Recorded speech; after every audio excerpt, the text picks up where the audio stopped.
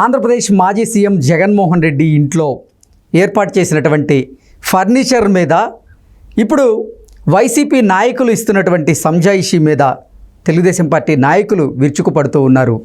గతంలో కోడెల శివప్రసాద్ గారు చేస్తే తప్పు, మీ జగన్మోహన్ రెడ్డి చేస్తే ఒప్ప అంటూ టీడీపీ నాయకులు జగన్మోహన్ రెడ్డిని అలాగే వైసీపీ నాయకుల మీద విరుచుకుపడుతున్నటువంటి నేపథ్యంలో ఈ అంశం మీద మనం విశ్లేషణ చేసుకునేటువంటి ప్రయత్నం చేద్దాం. ప్రస్తుతం మనతో పాటు ఉన్నారు ప్రముఖ రాజకీయ విశ్లేషకులు, ప్రముఖ సీనియర్ జర్నలిస్ట్ దుర్గా వడ్లమణి గారు. వారితో మాట్లాడదాం. దుర్గా, నమస్తే అండి. ఆంధ్రప్రదేశ్ మాజీ ముఖ్యమంత్రి జగన్మోహన్ రెడ్డి తన ఇంట్లో ప్రజాధనంతో కోట్ల రూపాయలు ఖర్చు పెట్టి తన ఇంట్లో ఫర్నిచర్ ఏర్పాటు చేయడం మీద వైసీపీ నాయకులు ఇస్తున్నటువంటి సంజాయిషి ఏదైతే ఉందో దాని మీద టీడీపీ నాయకులు విరుచుకుపడుతూ ఉన్నారు. గతంలో కోడెల శివప్రసాద్ గారిని ఫర్నిచర్ దొంగ అంటూ మీరు ముద్ర వేసి ఆయన్ని అవమానించినటువంటి నేపథ్యంలో కోడెల శివప్రసాద్ గారు చేస్తే తప్పు, మీ జగన్మోహన్ రెడ్డి చేస్తే ఒప్ప అంటూ ఇప్పుడు అసలు టీడీపీ నాయకులు ఇటు వైసీపీ నాయకుల్ని జగన్మోహన్ రెడ్డిని ప్రశ్నిస్తూ ఉన్నారు. అసలు దీని మీద మీ విశ్లేషణ ఏంటి?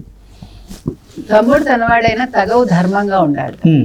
ఎందుకంటున్నాం అంటే ఆ రోజు పాపం కోడెల శివప్రసాద్ గారు, మీకు గుర్తుండే ఉంటుంది, ఆయన ఉమ్మడి ఆంధ్రప్రదేశ్లో మనకి విభజనలో మనకి ఫర్నిచర్ వచ్చింది.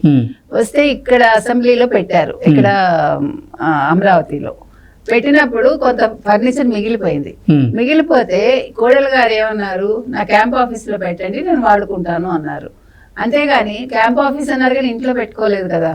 ఆయన డాక్టరు, ఆయన ఫ్రీగా వైద్యం కూడా చేసేవారు, చాలా ఆయన పేరున్న మనిషి, మనందరికీ తెలుసు, మంచి వ్యక్తి కూడా.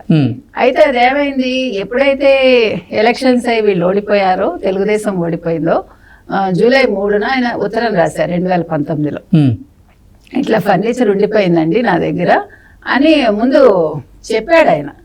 చెప్పి మీరు, నేను కావాలంటే డబ్బు చెప్తే ఎంతో కట్టేస్తాను, నేను ఉంచుకుంటాను, మీకు అక్కర్లేకపోతే అన్నాడు ఆయన. అదే తరహాలో జగన్మోహన్ రెడ్డి కూడా కొంతమందికి ఉత్తరం రాసినట్లుగా తన ఇంట్లో ఎంతైతే ఏదైతే ఫర్నిచర్ ఉందో ఆ ఫర్నిచర్కి ఒక విలువ కట్టండి, ఆ విలువ నేను చెల్లిస్తాను రుసుము రూపంలో అంటూ కూడా ఆయన చెప్పినట్లుగా ఆయన 10 రోజుల క్రితమే లేఖ రాసినట్లుగా కూడా వైసీపీ నాయకులు అయితే చెప్తూ ఉన్నారు.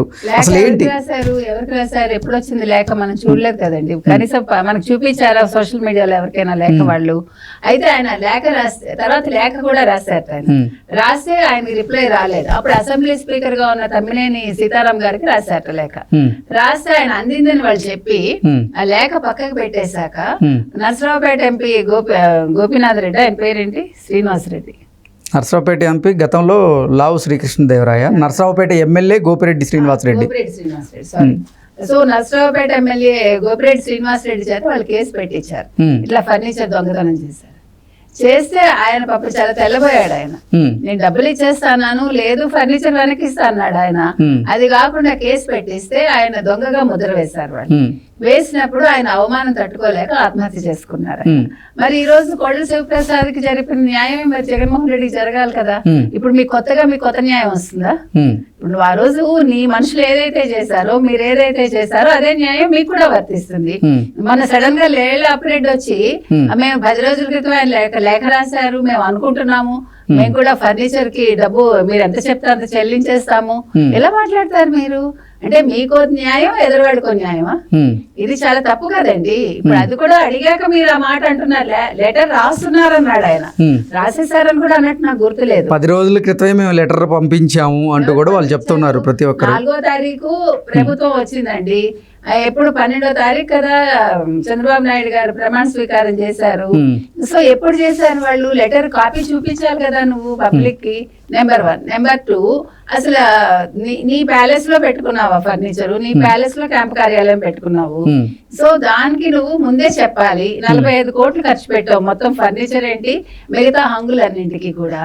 సో దీనికి అన్నింటికి కూడా నువ్వు ముందే చెప్పాలి కదా. ఈ రోజు ఒక్క ఎమ్మెల్యే కానీ, లేదా మాజీ మంత్రులు కానీ, లేదు వాళ్ళ సలహాదారు కానీ ఎవరైనా వచ్చి ఒక ప్రెస్ మీట్ పెట్టారండి? జగన్మోహన్ రెడ్డి గారు వచ్చి ఏమైనా వివరణ ఇచ్చుకున్నారు? ఆయన ఇచ్చుకోవాలి కదా. నువ్వు ఆ రోజు కోడెల శివప్రసాద్ చనిపోయాడు ఆయన మీ వల్ల, మీరన్న నిందల వల్ల. మరి ఈ రోజు మీరు గజ దొంగ, మరి ఈ రోజు జగన్మోహన్ రెడ్డి అసలు కోడెల శివప్రసాద్ గారి ఆత్మహత్యకి వైసీపీ నాయకులకి సంబంధం లేదు. కోడెల శివప్రసాద్ గారు ఆయన కుటుంబ సమస్యల వల్ల చనిపోయారంటూ కూడా కొంతమంది బయటకు వచ్చి వైసీపీ నాయకులు చెప్తున్నటువంటి నేపథ్యంలో అసలు ఏది కరెక్ట్? వాళ్ళ కుటుంబ సభ్యులు ఆ రోజే చెప్పారు కదా ఇట్లా దీని వల్లే పోయారని. ఎందుకంటే సెన్సిటివ్ గా ఉండే వాళ్ళు దొంగ అంటే ఎవడన్నా భరించగలరండి? ఇప్పుడు ఇంత బతుకు ఇంటి వెనకాల చేసినట్టు ఆయన అంత బాధపడి ఉంటే ఆ పని చేస్తుంటాడు. ఆయన 2 లక్షల కోసం ఆయన అలా మాట అంటే ఆయన భరిస్తారా? ఈ రోజు మీకెందుకు మరి ఈ మాట? ఇవన్నీ మీరు గుర్తు పెట్టుకుని మీరు ఎప్పటికప్పుడు ముందే ఇచ్చేసేయాలి. మీకు తెలుసు కదా పద్ధతులన్నీ అందరికీ తెలుసు. నువ్వు ఇప్పుడు ఒక ఎమ్మెల్యేవి అంతే. జగన్మోహన్ రెడ్డి గారు ఈ రోజు ఒక ఎమ్మెల్యే. ఆయన ఎమ్మెల్యేగా అయినప్పుడు వెంటనే ఆయన ఇచ్చేసేయాలి కదా. ఇవన్నీ కూడా ఒక ఆర్డర్ ఉంటుందండి. మీరు అది అంటే అందులోంచి బయటకు వచ్చేసినప్పుడు ఆ పదవిలోంచి ఇగో నా దగ్గర ఇవి ఉన్నాయని ఒక లిస్ట్ ఇచ్చేసి ఆయన సైన్ చేసి పంపించేయాలి ముందే. అసలు జగన్మోహన్ రెడ్డి తన నివాసంలో ఎంత విలువ చేసేటువంటి ఫర్నిచర్ని అంటే ప్రజాధనాన్ని అక్కడ వృధా చేశారు. దానికి ఇప్పుడు ఎంత విలువ కట్టబోతున్నారు ఇప్పుడున్నటువంటి ప్రభుత్వం అంటే ఏం చెప్తారు? ఇప్పుడు మొత్తం అంతా మీకు ఫెన్సింగ్, కేబుల్ వైరు, తర్వాత మిగతా అన్ని కలిపి 45 కోట్ల వరకు నిన్న లెక్క తేల్చారండి. అందులో ఈ ఫర్నిచర్ మరి ఎన్ని కోట్లో మనకు తెలియదు ఎగ్జాక్ట్ గా. ఆయన మామూలు వస్తువులు వాడరు కదా, ఆయన లెవెల్ కి తగ్గట్టుగానే ఉంటాయి అన్ని కూడా. అందుకని మరి కోట్లలోనే ఉంటుంది ఆ ఫర్నిచర్ విలువ. అంటే అసలు ఎన్ని కోట్ల ప్రజాధనాన్ని తన ఇంటి కోసం జగన్మోహన్ రెడ్డి వెచ్చించుకున్నారు అంటే ఏం చెప్తారు? 45 కోట్లని విన్నామండి. 45 crores లో మీకు ఫర్నిచర్ మరి 5 కోట్లు ఉందా, 3 కోట్లు ఉందా, లేదు 10 కోట్లు ఉందా మనకు తెలియదండి. ఎందుకంటే నిన్న మనం వైజాగ్ ప్యాలెస్ కూడా చూసాం, రిషికొండ ప్యాలెస్ కూడా. అక్కడ ఉన్న ఫర్నిచర్ అవన్నీ చూస్తేనే కళ్ళు చెదిరిపోతున్నాయి. అంటే ఆయన ఏమనాలి లివింగ్ స్టైల్ మనం చూసాం కాబట్టి ఆయన లివింగ్ స్టైల్ ప్రకారం కోట్లలోనే ఉంటుంది ఫర్నిచర్ వాల్యూ. కాబట్టి ఇప్పుడు మనకు కావాల్సింది ఏంటంటే ఆయన ఫర్నిచర్ వెనక్కి ఇవ్వడం లేదా దానికి లెక్కలు కట్టడం కాదండి. వాళ్ళు ఆన్సర్ ఇవ్వాలి, వైసీపీ వాళ్ళు ఆన్సర్ ఇవ్వాలి. కోడెల శివప్రసాద్ చావుకి వాళ్ళు కారణం అని వాళ్ళు ఒప్పుకోవాలి, దీని మీద కేసు పెట్టాలి. ఇది ఇక్కడితో ఇలా వదిలేయడానికి అయితే వీల్లేదండి. ఎవరికైనా ఒకటే న్యాయం ఉండాలంతే. ఇప్పుడు ఇంతకీ ఆ ఫర్నిచర్ని రికవరీ చేయబోతున్నారా, లేకపోతే అసలు ఆ ఫర్నిచర్కి చెందినటువంటి ధనాన్నైనా రికవరీ చేయబోతున్నారా ఇప్పుడున్న ప్రభుత్వం అంటే ఏం చెప్తారు? రికవరీ ఎలాగే చేస్తారండి? రికవరీకి ముందు వాళ్ళు జగన్మోహన్ రెడ్డి బయటకు వచ్చి ఆన్సర్ ఇవ్వాలండి. ఆయన ఒక ఎమ్మెల్యేగా ఇప్పుడు ముఖ్యమంత్రి స్థాయిలో ఆయన వాడుకున్నారు. ఇప్పుడు ఎమ్మెల్యేగా ఆయన దానికి ఒక ఎక్స్ప్లెనేషన్ ఇవ్వాలి, ఒక సంజాయిషి ఇచ్చుకుని తర్వాత కోడెల శివప్రసాద్ గారి విషయంలో కూడా ఆయన సంజాయిషి ఇవ్వాలి. ఆ రోజు జరిగిన దానికి వాళ్ళు 2 లక్షల గురించి ఆయన లెటర్ రాసినప్పుడు ఫర్నిచర్ గురించి వాళ్ళు ఎందుకు పబ్లిక్ గా ఆ రోజు మాట్లాడలేదు? దొంగని ముద్ర వేశారు, దొంగని వాళ్లే అన్నారు ఆ రోజు. దాని బదులు వాళ్ళు రికవరీ చేసి ఉండాలి కదా ఆ రోజు.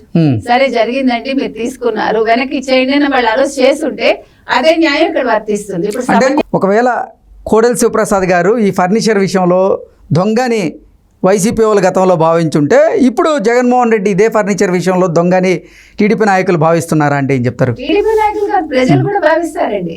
నాయకులు పక్కన పెట్టండి, నాయకుల సమస్య కాదు, నాయకులు పక్కన పెట్టండి. ఇప్పుడు ప్రజలకి ఈయన ఆన్సర్ ఇచ్చుకోవాలి. ఎందుకంటే ఆయన ఉత్తరం రాస్తేనే కదా మీకు తెలిసిన ఫర్నిచర్ ఉందని. ఆయన దాచుకోలేదు కదా, వెంటనే రాశాడు కదా లేఖ. ఆయన విదిన్ నో టైం ఆయన ఉత్తరం రాశారు మీకు. విదిన్ 3-4 days లో ఆయన రాసినట్టున్నారు. మళ్ళా స్పీకర్ కూడా ఆయన లెటర్ రాశారు. ఆయన పద్ధతిగానే వెళ్ళారుగా, ఆయన పద్ధతిగానే వెళ్ళారు కదా ఆ రోజు. ఆయన చెప్పారు కూడా, ఇట్లా నా దగ్గర ఉంది బాబు, ఇట్లా విభజన సమయంలో ఇలా జరిగింది అని కూడా ఎక్స్ప్లెనేషన్ ఇచ్చాడు ఆయన. ఇచ్చాక కూడా మీరు దొంగ అని ఒక బిరుదు అంటగట్టారు కదా. మరి అలా చేసిన వాళ్ళు ఆ రోజు మీరు ఎందుకు ఫర్నిచర్ వెనక్కి తీసుకోలేదు? లేదు దానికి ఒక లెక్క కట్టి ఓకే మీరు ప్రభుత్వ ఖజానాకి డబ్బు కట్టండి అని అంటే ఆయన కట్టి ఉండేవాడు. మీరు అవేమీ చేయలేదు. మరి ఈ రోజు మీకు అట్లా అదే న్యాయం వర్తించదు. కాబట్టి జగన్మోహన్ రెడ్డి గారు బయటకు వచ్చి సంజాయిషి ఇవ్వాలండి. దీని మీద జగన్మోహన్ రెడ్డి గారు కూడా ఏం చెప్పాలి? వైసీపీ నాయకులు కోడెల శివప్రసాద్ గారిని ఉద్దేశించి మీరు ఫర్నిచర్ దొంగ అని ఆరోపణలు చేయబట్టే కోడెల శివప్రసాద్ గారు ఆత్మహత్య చేసుకున్నారని మీరు చెప్తున్నారా? నేను చెప్పట్లేదండి, జరిగిన వాస్తవం అది. ఆ రోజు ఇది నేను చెప్పిన మాట కాదు, ఆ రోజు జరిగిన వాస్తవం. మీరు ఆ రోజు పేపర్లు చూసారంటే మీకు అర్థం అవుతుంది. ఆ రోజు సోషల్ మీడియా ఇంత లేనట్టుంది, నాకు తెలియదు. సోషల్ మీడియా కూడా మనం చూసుకోవచ్చు. ఏది ఏమైనా కూడా దీనికి అంతటికి వైసీపీ వాళ్ళు కారణం అండి. జగన్మోహన్ రెడ్డి గారు వెనకాలండి నడిపిస్తారు. ఆయన తెర వెనక ఉండడం కాదు, తెర ముందుకు వచ్చి ఆయన వాస్తవాలు మాట్లాడాలి, సంజాయిషి ఇవ్వాలి. కోడెల శివప్రసాద్ గారి చావుకి వాళ్ళు బాధ్యత వహిస్తూ వాళ్ళు ఒక స్టేట్మెంట్ ఇవ్వాలి. అంతే ప్రజలు కోరుకుంటున్నది ఇది.